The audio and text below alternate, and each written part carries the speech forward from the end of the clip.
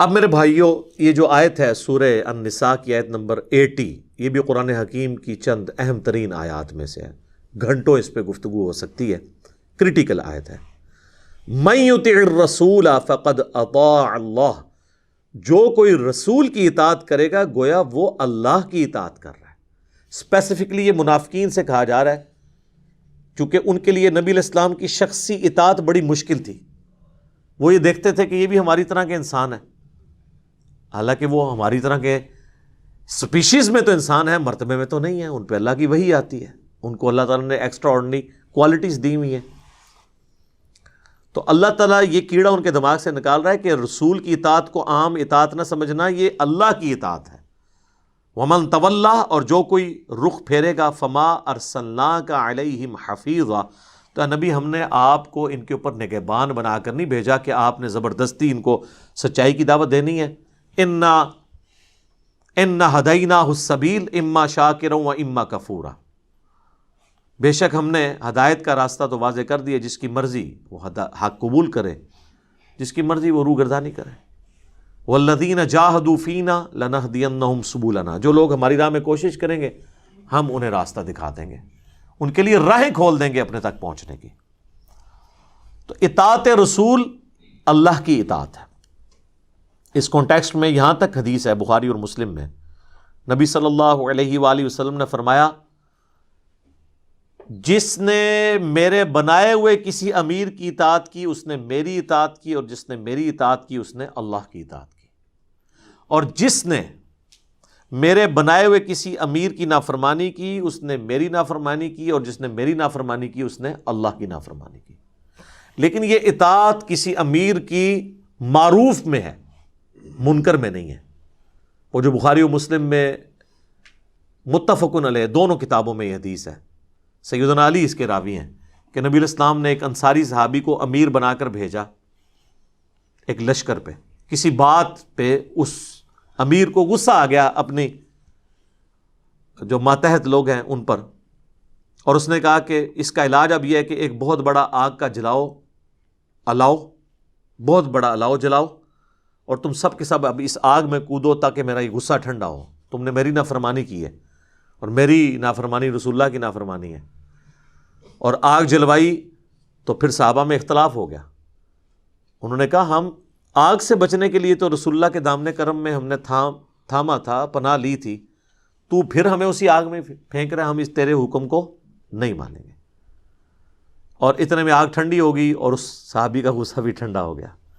جب حضور صلی اللہ علیہ وآلہ وسلم کے پاس پہنچے تو آپ علیہ السلام نے فرمایا کہ اگر تم اس آگ میں کودتے نا تو پھر کبھی بھی آگ سے نہ نکلتے، جہنم کی آگ تک اس میں رہتے تم، یعنی اس آگ سے اس آگ میں شفٹ ہوتے۔ اور پھر نبی علیہ السلام نے وہاں پہ فرمایا کہ مخلوق کی اطاعت معروف میں ہے، منکر میں نہیں ہے۔ اللہ کی معصیت میں، اللہ کی نافرمانی میں مخلوق کی اطاعت نہیں ہے۔ تو یہ مسلمانوں کو کنسیپٹ دیا گیا۔ تو رسول اللہ کی اطاعت اللہ کی اطاعت ہے۔ نبی علیہ السلام کا کیس ڈیفرنٹ ہے، وہاں پہ تو ہر بات ماننی ہے۔ کیوں؟ ما ضل صاحبکم وما غوا، نہ نبی تمہارے بہکے ہیں نہ کبھی بہرا چلے۔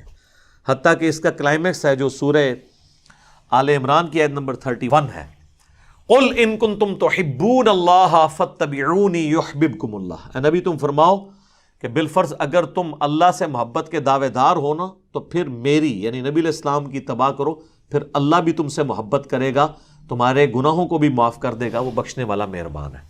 یعنی نبی علیہ السلام کی اتباع کرنی ہے، صرف اطاعت نہیں۔ اور اتباع کہتے ہیں محبت کے ساتھ پیروی، دل پہ جبر رکھتے ہوئے نہیں، اندر سے۔ جس طرح کہ صحیح بخاری میں آتا ہے عبداللہ بن عمر رضی اللہ تعالیٰ عنہ اپنے سفر حج میں جب وہ نبی علیہ السلام کے بعد جایا کرتے تھے تو حضور علیہ السلام کے ساتھ سفر کرتے ہوئے جن جن جگہوں پہ نبی علیہ السلام نے پڑاؤ کیا، جہاں جہاں نماز پڑھی، وہ ان جگہوں پہ اپنی سواری کو روک کے نماز پڑھتے تھے۔ حتیٰ کہ ایک جگہ وہ تابعی کہتے ہیں کہ مسجد تھی، مسجد میں نماز نہیں پڑھی، اس کے پاس ٹیلے کے پاس ایک پتھر تھا، وہاں پہ نماز پڑھی کہ نبی علیہ السلام نے یہاں پڑھی تھی۔ حتیٰ کہ مسند احمد میں تو یہاں تک ہے کہ نبی علیہ السلام نے ایک جگہ پیشاب کیا تھا، عبداللہ ابن عمر نے وہاں پہ جا کے پیشاب بھی کیا کہ میں حضور کی اس ادا کو ادا کر رہا ہوں۔ اس لیول تک پیروی کرتے تھے۔ تو محبت کے ساتھ اطاعت کرنی ہے۔ باقی ہم یہ نہیں کہتے، جس طرح اہل حدیث بہت زیادہ اطاعت کے اوپر زور دیتے ہیں، چونکہ بریلوی صرف محبت کو لے کے چل رہے ہوتے ہیں، اور وہ کہتے ہیں بس محبت کر لی تو اب انشاءاللہ تعالی جنت میں جائیں گے، تو اہل حدیث ان کو سمجھانے کے لیے کہتے ہیں کہ جی اصل چیز اطاعت ہے۔ نہیں سر، دونوں چیزیں ہی اصل ہیں، محبت بھی اصل ہے اور اطاعت بھی اصل ہے۔ محبت تو اس حد تک اصل ہے کہ سورہ الاحزاب میں ہے النبی اولیٰ بالمؤمنین من انفسہم وازواجہ امہاتہم، نبی مومنین پر ان کی جانوں سے بڑھ کر حق رکھتے ہیں، اور مومنین کی مائیں ہیں نبی کی جو بیویاں ہیں، جان سے بڑھ کر حق ہے۔ حتیٰ کہ سورہ توبہ کی آیت نمبر 24 میں آیا کہ تمہاری رشتہ دار جتنے ہیں، اللہ تعالیٰ نے ساری چیزیں گنوائیں، تمہارا مال، تمہاری تجارت، تمہارے سارے ایسٹس، اگر اللہ اور اس کے رسول اور اس کی راہ میں جہاد کرنے سے بہتر تم ان کی طرف زیادہ متوجہ ہو، پھر اللہ کے عذاب کا انتظار کرو۔ بخاری اور مسلم دونوں میں حدیث ہے، تم میں سے کوئی شخص اس وقت تک مومن نہیں ہو سکتا جب تک کہ میں اسے اس کے ماں باپ، اولاد، اس کے مال، سب لوگوں سے بڑھ کر، ہر چیز سے بڑھ کر عزیز نہ ہو جاؤ۔ اور اس کا کلائمیکس وہ حدیث ہے جو صحیح بخاری میں سیدنا عمر اور نبی علیہ السلام چہل قدمی کر رہے تھے، حضرت عمر کا ہاتھ محبت سے حضور نے پکڑا تو حضرت عمر بھی فرینک ہو کے کہنے لگے یا رسول اللہ، آپ مجھے اس دنیا میں سب سے بڑھ کر محبوب ہیں سوائے اپنی جان کے۔ سچ بولا، اپنی جان تو سب سے آگے ہوتی ہے، اور وہی ایکسپیکٹ کر رہے تھے حضور کہیں گے واہ کیا بات ہے۔ حضور نے فرمایا نہیں، اللہ کی قسم، بلکہ تیری جان سے بھی بڑھ کے۔ تو انہوں نے کہا یا رسول اللہ، آپ مجھے میری جان سے بھی بڑھ کے عزیز ہیں۔ تو آپ نے فرمایا ہاں اب عمر تمہارا ایمان مکمل ہوا۔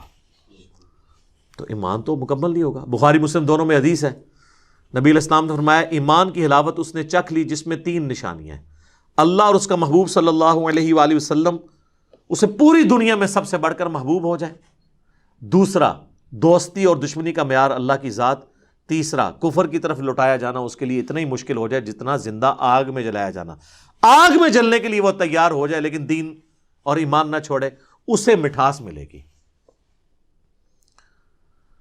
صحیح بخاری میں حدیث ہے محمد فرق بین الناس، محمد لوگوں میں حق اور باطل میں فرق ہے، جو ان کے پیچھے چلے گا وہ حق پہ ہے، جو ان کو چھوڑ دے گا وہ گمراہی پر ہے۔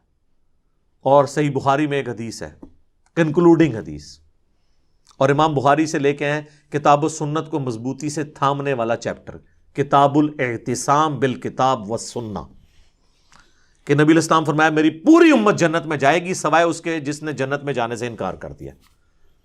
صحابہ نے کہا یا رسول اللہ کس نے جنت میں جانے سے انکار کیا؟ کون جنت میں جانے سے انکار کرے گا؟ آپ نے فرمایا جس نے میری اطاعت کی وہ جنت میں جائے گا، اور جس نے میری نافرمانی کی اس نے جنت میں جانے سے انکار کر دیا، یعنی وہ خود ہی منکر ہو گیا جنت کا۔ پریکٹیکلی وہ نبی علیہ السلام سے اس نے روگردانی کر دی۔ تو محبت اپنی جگہ ضروری ہے، اطاعت، محبت اور اطاعت دونوں ملیں گے تو اتباع رسول بنے گی۔ یہ دونوں چیزیں پیرلل میں ضروری ہیں، نہ صرف محبت پہ زور دینا ہے نہ صرف اطاعت پہ۔ محبت تو ظاہر ہے ضروری ہے، بخاری مسلم دونوں میں حدیث ہے۔ ایک شخص نے آ کے عرض کیا اللہ کے نبی قیامت کب آئے گی؟ آپ نے فرمایا قیامت کے لیے کوئی تیاری بھی کی ہے؟ اس نے کہا یا رسول اللہ زیادہ تیاری تو نہیں، یعنی فرض ہی پورے کرتا ہوں، باقی زیادہ کوئی میں نے ایکسٹراڈنری ایفرٹ نہیں کیا۔ یہ نہیں ہے کہ وہ نماز بھی نہیں پڑھتا تھا، بالکل ہی کوہرا سی، نہ البتہ میں اللہ اور اس کے رسول سے محبت کرتا ہوں۔ تو آپ نے فرمایا انسان پھر قیامت والے دن اسی کے ساتھ ہوگا جس سے وہ دنیا میں محبت کیا کرتا تھا۔ انس بن مالک کہتے ہیں اللہ کی قسم نبی علیہ السلام پر ایمان لانے کے بعد ہمیں حضور کی کسی بات سے اتنی خوشی نہیں ہوئی جتنی اس بات سے کہ جو شخص جس سے محبت کرتا ہے قیامت والے دن اس کا ساتھ اسے نصیب ہوگا۔ پھر بخاری مسلم کے الفاظ ہیں، انس بن مالک کہتے ہیں اے اللہ گواہ ہو جانا میں تیرے نبی سے، ابو بکر سے، عمر سے محبت کرتا ہوں، گو میرے اعمال رسول اللہ، ابو بکر اور عمر والے نہیں ہیں رضی اللہ عنہما وصلی اللہ علیہ وآلہ وسلم، لیکن پھر بھی میں تجھ سے امید کرتا ہوں کہ مجھے قیامت والے دن ان کا ساتھ نصیب فرمانا۔ ہم بھی اللہ سے دعا کرتے ہیں کہ ہمیں قیامت والے دن نبی صلی اللہ علیہ وآلہ وسلم کا، ان کے اہل بیت کا، ان کے صحابہ کا ساتھ نصیب فرمائے، ان کے ساتھ محشور فرمائے، اور جنت الفردوس میں اپنے محبوب صلی اللہ علیہ وآلہ وسلم کا پڑوس عطا فرمائے، آمین۔ اللہ تعالیٰ سے دعا ہے جو حق بات میں نے کہی اللہ تعالیٰ ہمارے دلوں میں راسخ فرمائے۔ اگر جذبات میں میرے منہ سے کوئی بات نکل گئی ایسی جو کتاب و سنت کی تعلیمات کے خلاف تھی تو اللہ تعالیٰ معاف کر دے، ہمیں کتاب و سنت کی تعلیمات پر عمل کر کے دوسرے بھائیوں تک پہنچانے کی توفیق عطا فرمائے۔ سبحانک اللہم و بحمدک، اشہد ان لا الہ الا انت، استغفرک و اتوب الیک، وما علینا الا البلاغ المبین۔ جزاکم اللہ خیرا۔